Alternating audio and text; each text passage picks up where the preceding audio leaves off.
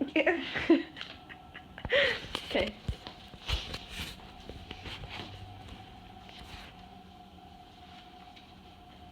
Code blue for a tower. Code blue for a tower. What do you do once you hear that?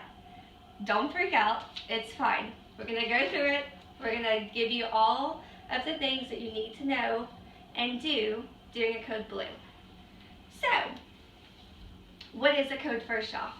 There's two different types of code. You have a respiratory code, and then you have like your asystole and you are flatlining on this monitor right here.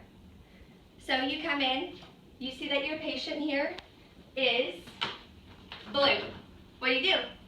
There's a button on this bed, you push it, and it drops your bed quick, head first. So, you drop your bed, you bring in the crash cart. When you bring in that crash cart, there's that ambu bag on it. You're going to have someone that's going to start bagging your patient. As a tech, you are going to be pulling in everything that needs to be done. So, I know that we've got a code going. What is it that is my role? As a tech, we are going to be bringing this in, doing compressions, grabbing flushes, and holding the Doppler to hear for a heart rate. So, what are the other people doing? Other ones, nurses, they're going to be the ones pushing the meds, getting new IVs in, whatever the doctor needs. If we need to start drips, we need to start any of that, they're going to be hitting that up. Respiratory therapy, they're going to be up top, bagging our patients, so we're making sure that their oxygen's where they need to be. Physicians, they're getting ready to intubate them so they can breathe. Or they're doing procedures of their own. So, what is, or how do you do effective CPR?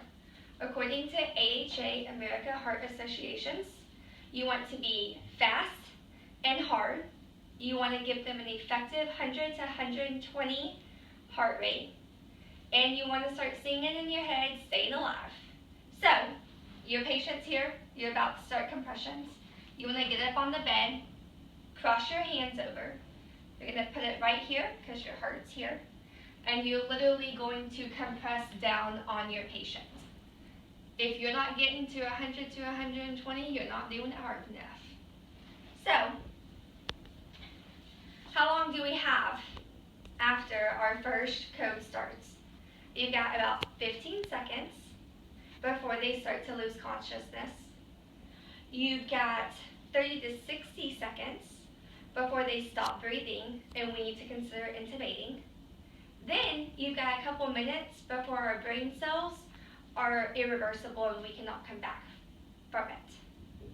So, what happens if this happens at home and you're not in a hospital setting like this?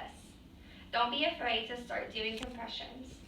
Honestly, 30 to 45% of people, according to myheart.org, do not get the appropriate care that they need to if they code at home before making it to the hospital. So, what is my statistics of surviving if we have a code? You've got an 18% chance of survival if the code's in the hospital. 2 to 3 patients out of 100 survive codes. Personally, in working in the ICU, I've only had 2 to 3 patients come back from codes, and we have dozens of them at all times. You got a 40% chance of, like I said, people getting an appropriate response quick enough time of it happening at home, and even lower chance of you coming back out of it if CPR was given at home. So, with that being said, don't be afraid to ask questions. Don't be afraid to, you hear that code, go in there, watch it, enjoy it, jump in. Because you jumping in is the only way that you're going to be able to learn what to do, how to do, and how to handle the situation.